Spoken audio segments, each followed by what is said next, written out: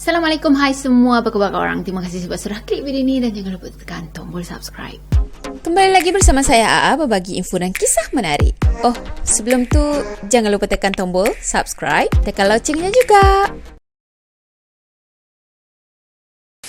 Okey, video seram kita pada kali ini, saya nak sharekan video seram yang disendkan kepada saya oleh salah seorang subscriber. Namanya adalah Murni. Cantik juga nama dia, Murni. Murni gitu. Email dia berbunyi macam ni. Assalamualaikum AA, saya Murni. Saya nak share kisah saya. Saya adalah anak keempat daripada 10 adik-beradik. Saya tak tahulah sama ada pemberian ni anugerah ataupun ujian. Tapi saya redha. Segalanya bermula ketika saya berumur 6 tahun. Dan keadaannya tu berterusan sampailah sekarang ni. Yang mana hijab dia terbuka. Katanya banyak juga kisah yang dia nak sharekan.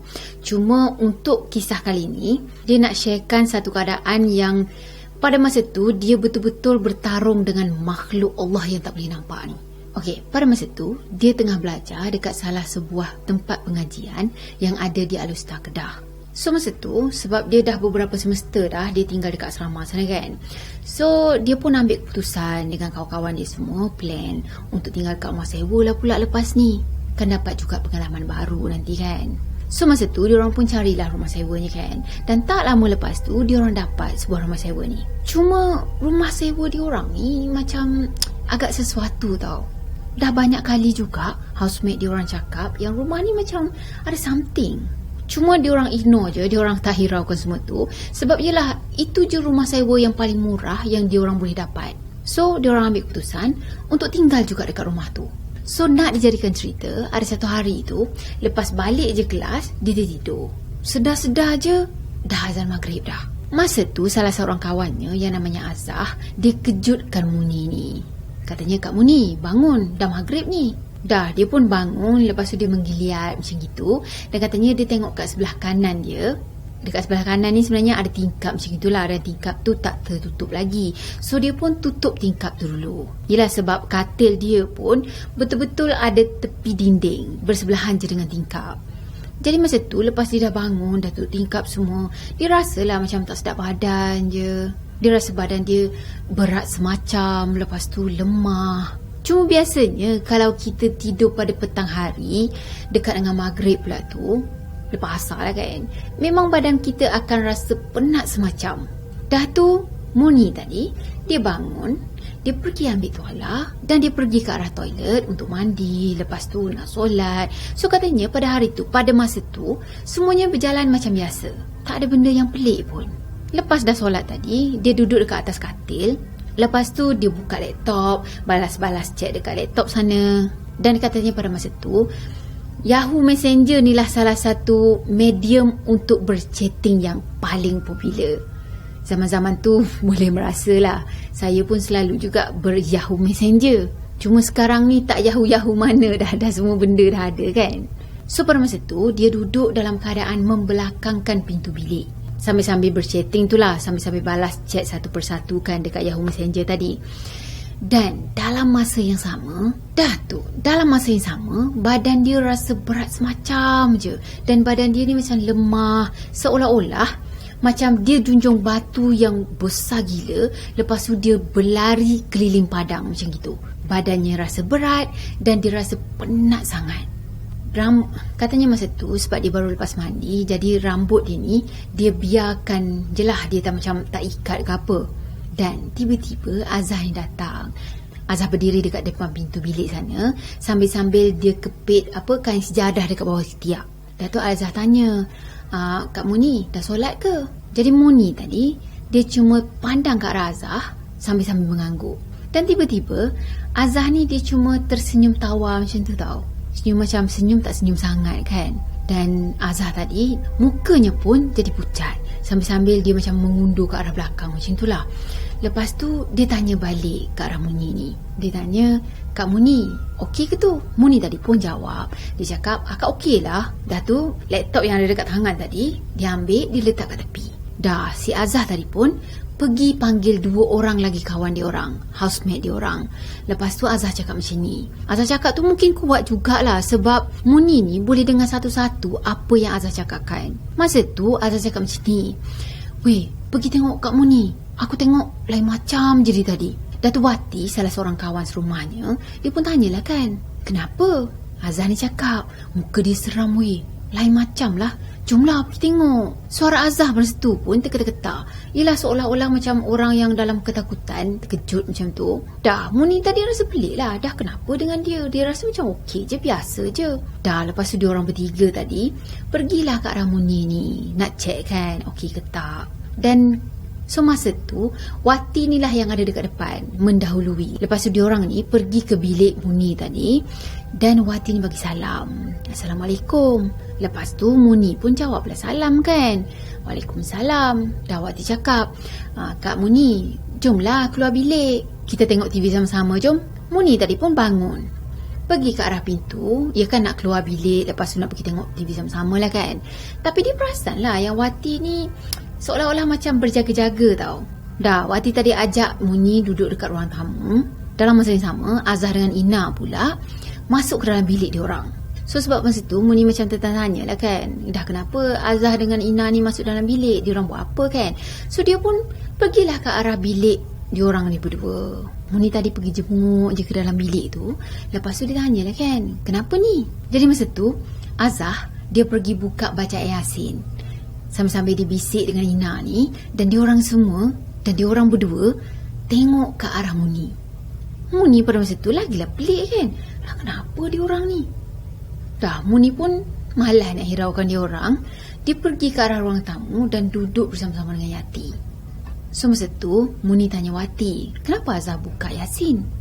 Wati jawab apa tau, saja kot. Dan tiba-tiba je Muni pada masa tu dia rasa macam nak termuntah. Tapi tak ada apa pun yang terkeluar. Dah tu dia rasa nak muntah. Last kali dia termuntah juga. Cuma pada masa tu kepala dia ni dongak ke atas tau. Padahal kalau nak termuntah kan kita akan terkeluar ke bawah macam tu kan. Tapi dia tak. Kepalanya ni terus mendongak ke atas. Dan pada masa itulah dia dapat rasa dia sekarang ni tengah mengalami gangguan. Ialah gangguan makhluk gaib. Sebab ini bukan kali pertama dia kena benda tu semua. So dia boleh tahu. Dan katanya masa tu dia muntah, tapi yang keluarnya angin. Jadi sebab itulah dia rasa penat. Dadanya ni pula rasa macam berombak-ombak. Dan nafas dia pun jadi makin kasar tau. Seolah-olah macam orang mendengus macam tu. Dadanya masa tu dia dapat rasa dah berombak macam gitu. Dan nafas dia pula makin lama makin kasar. Makin lama makin kasar. Yelah kalau kita sedup dengan hembus nafas dengan kasar kan, kita boleh dengar seolah-olah macam bunyi dengusan macam gitulah kan. Ataupun tak. Dalam masa yang sama, Wati tadi berlari ke arah dapur. Dia ambil satu besen sebab dia takut kalau Muni ni nak muntah ke apa kan. Dan bila besen tu dah dekat depan Muni tadi dia duduk dalam keadaan bertelekuk dan matanya ni merenung pandang ke arah depan. Dalam masa yang sama, mata dia dah mula berair tau. Dan dia cuba untuk baca ayat kursi. Dia baca ayat kursi. Dia berzikir sebab dia tahu apa yang sedang berlaku sekarang ni. Sebenarnya pada masa tu benda tu, makhluk tu cuba untuk merasuki dia. Tapi sebab ada perlawanan daripada badan dia, perlawanan daripada diri dia sendiri, sebab itulah benda tu macam susah untuk rasuk dia. Jadi Azah tadi dia bersuara, dia cakap, Kak Muni, lawan Kak Muni, lawan. Azah ni tahu apa yang sebenarnya tengah berlaku sekarang ni. Sebab Azah ni dah lama dah jadi roommate dengan Muni ni. Dan Muni pun pernah cerita dengan Azah apa yang sebelum-sebelum ni pernah berlaku pada diri dia. Tak lama lepas tu, mulut dia seolah-olah terkunci tau, mulut Muni ni.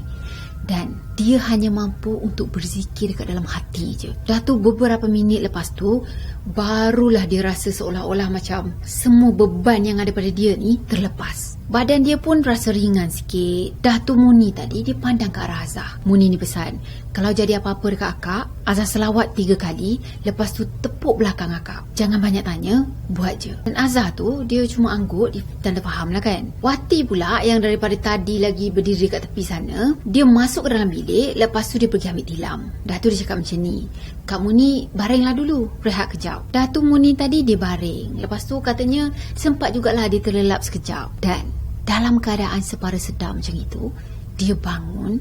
Lepas tu dia menari tarian siam. Dalam masa yang sama, dia pandang tajam ke arah Wati tau. Wati pula terus berlari ke arah Azah. Azah masa tu ada dekat dalam bilik tau, tengah bercakap dengan telefon. Dan dia cakap dengan Azah apa yang sedang berlaku dengan Muni ni. So Azah tadi pun pergi ke arah Muni. Dan pada masa tu Muni ni dah terduduk dalam keadaan bersila dah. Jadi Azah tadi pun pergi ke arah Muni.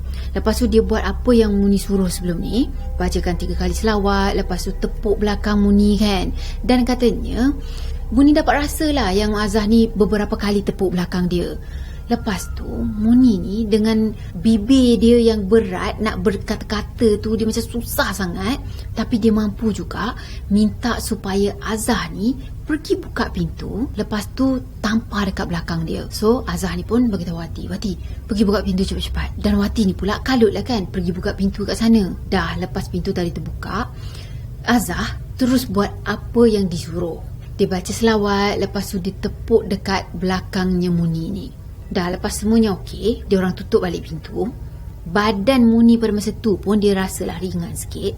Yelah, beban berat yang dia rasa tadi dah tak ada dah hilang dah.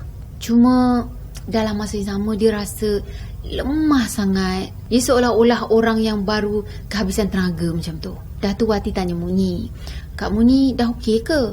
Azah pula dia duduk dekat sebelah Muni ni. Lepas tu dia tukar kamit baca ayat kursi. Dan Muni cakap macam ni tau, benda ni ada orang seru ni. Sebab dia tak nak pergi. Kalau jadi apa-apa dekat akak, pergi panggil jiran. Korang tak boleh lawan kalau jadi apa-apa kejap lagi. Sebenarnya Muni sendiri pun tak tahu kenapa dia boleh bercakap macam tu. Dah Azah tadi pun cubalah untuk naikkan semangat Muni ni kan. Dia cakap, Kak Muni kuat, Azah tahu, jangan serah kalah. Dah tu Muni ni jawab macam ni, aku tahu. Sebenarnya dalam masa yang sama, keadaan dia tu dah dalam sedar tak sedar dah. Badan dia pada masa tu seolah-olah dah dirasuk dengan satu semangat. Dalam masa yang sama, Muni tadi dia duduk dalam keadaan bersila. Dan dekat belakang dia ni, dia ada dinding macam tu kan. Dia duduk dekat dengan dinding tu, duduk dalam keadaan bersila seolah-olah orang tengah bertapa. Tangannya pula dah mula bersilat dah. Dan masa tu dia berserah diri je pada Allah. Dia cuma minta kalau betul-betul jadi apa-apa nanti, selamatkanlah kawan-kawan dia. Janganlah sesuatu yang buruk berlaku pada kawan-kawan dia. Wati pula dah dalam keadaan ketakutan masa tu kan. Jadi Wati cakap dengan Azah, Azah tepuk belakang dia. Tapi masalahnya sekarang ni, belakangnya Muni ni dah betul-betul rapat dengan dinding tau. So nak tak nak, dia orang nak kena tolak dulu Muni tu, baru boleh tepuk belakang. Dah tu dia orang cubalah untuk tolak-tolak belakang Muni ni kan. Tapi Azah cakap tak boleh, berat sangat ni. Wati ni apa lagi, makin cemas lah dia kan. Ya Azah, macam mana ni, dia dah mula buka silat tu. Dalam masa yang sama, mulut Muni ni duk kumat kamit lafazkan la ilaha illallah, la ilaha illallah. Nampak kan kat situ betapa struggle-nya dia untuk melawan benda luar, makhluk luar yang cuba untuk merasuki diri dia. Azah tadi pun cakap, Kak Muni tengah lawan tu, cepat pergi ambil tudung dia. Dah tu telefon Azah ni berbunyi tau. Lepas tu dia pergi ke arah pintu, dia jawab telefon pergi ke arah pintu kan. Dan masa tu jugalah Muni ni dah tak sedarkan diri dah. Dia dah tak tahu dah apa yang berlaku lepas tu. Sedar-sedar je dia ada dengar suara lelaki. Dah tu dia buka mata dan dia tengok sekeliling dia ni ada pakcik-pakcik jiran-jiran dia orang lah. Dah tu dia nampak lah kawan-kawan serumah dia pun ada dekat situ juga. Dah tu ada seorang pakcik ni cakap macam ni, mujurlah juga kawan kamu ni kuat. Tak adalah jadi histeria menjerit-jerit ke apa. Dah ni, sapukan minyak celak ni. Lepas tu bagi minum air Yasin. Dan tak lama lepas tu semua jiran dia orang pun minta diri untuk pulang dulu kan. Dah tu semua housemate dia tanyalah keadaan dia. Dia okey ke tak sekarang ni, rasa macam mana kan. Lepas tu dia orang ceritakanlah apa yang berlaku masa si Muni ni dah tak sedarkan diri dah. Rupa-rupanya masa Azah pergi tegur Muni tadi, lepas dah semayang maghrib tu kan, ditanya, akak dah solat ke belum, macam itu kan. Muni rasa dia macam biasa je. Dia tak rasa apa-apa yang pelik pun selain daripada badan dia ni berat kan. Tapi apa yang Azah ni nampak, sebenarnya Muni ni nampak seolah-olah Kak pon. pon tak terkeluar pon kita.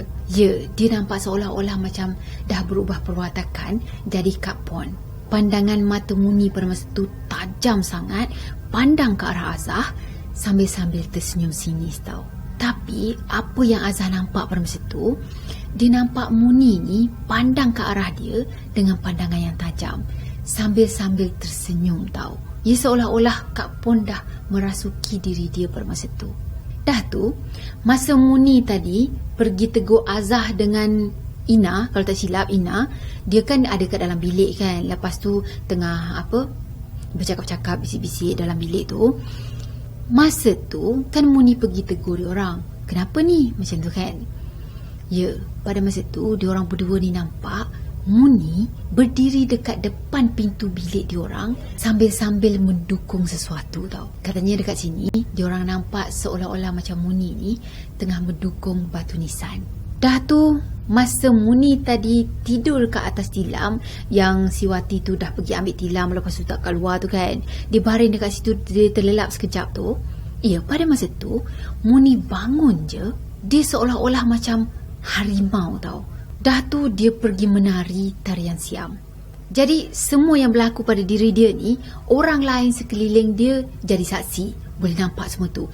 Cuma dia sendiri yang merasai, dia tak tahu pun apa yang dia sedang lakukan pada masa tu. Dah tu Wati cerita lagi, yang Muni ni dia pergi bersilat sebelum jiran-jiran dia orang datang. Bersilatnya pun seolah-olah macam tengah bertarung dengan sesuatu tau. Dah tu bila jiran sampai je dekat rumah dia orang, Muni tadi terus je rebah. Jadi pada malam tu diorang tidur dalam bilik Azah, diorang tidur beramai-ramai. So masa tu jugalah Muni ni berterus terang dengan kawan-kawan dia yang lain yang sebenarnya hijab dia ni dah lama sangat dah terbuka. Cuma Azah je lah yang tahu sebab diorang macam dah lama sangat sebilik. Katanya sejak daripada semester 1 lagi diorang sebilik. Jadi rahsia dia tu hanya Azah je yang tahu. Tambah pula Azah ni jenis yang kuat semangat. Bagus jugalah kan. Dalam keadaan kita yang macam gitu, ada kawan yang kuat semangat pula. Yelah, sekurang-kurangnya boleh tolong kita kan. Cuma katanya kalau Azah ni ternampak makhluk gaib tu, Azah ni dia akan diam, jadi bisu tau, membatu kat situ katnya. Okeylah, katanya insya-Allah dia akan sharekan lagi kisah-kisah seram dia yang lain dengan channel kita ni. Dan terima kasih sangat-sangat Muni sebab dah sudi berkongsi cerita dan juga pengalaman yang saya rasa, yelah kalau jadi dekat siapa-siapa pun, scary ni. Tiba-tiba pula rasa macam bersyukur sangat. Yelah, saya tak pernah merasai semua tu. Alhamdulillah. Tapi saya pernah lah rasa diganggu. Saya tahu macam mana cakap, diganggu, dibisikkan. Macam dalam kepala kita dekat telinga ni penuh dengan bunyi-bunyi yang macam-macam, tak tahu daripada mana bunyinya. Saya tak tahu itu sama ada salah satu bentuk untuk diorang nak merasuki ke ataupun macam mana ke. Dan Alhamdulillah, nasib baik jugalah saya tahu dekat tempat tu memang banyak sangat benda-benda macam itu, dan saya keluar daripada tempat tu. Yang mana saya pernah cerita sebelum ni kan, saya ada kat sekolah, lepas tu dengan bunyi banyak sangat sebab terambil benda, dan saya rasa tak sedar hati sangat. Saya keluar daripada sekolah tu, Alhamdulillah suara-suara tu semua dah tak ada dah. So, saya rasa sampai di sini untuk video kali ni. Saya harap korang suka video ni. Dan macam biasa, kalau korang suka video ni, jangan lupa tekan tombol like, comment, share dan subscribe. Jumpa lagi di next video. Bye-bye. Assalamualaikum warahmatullahi wabarakatuh. Bye-bye.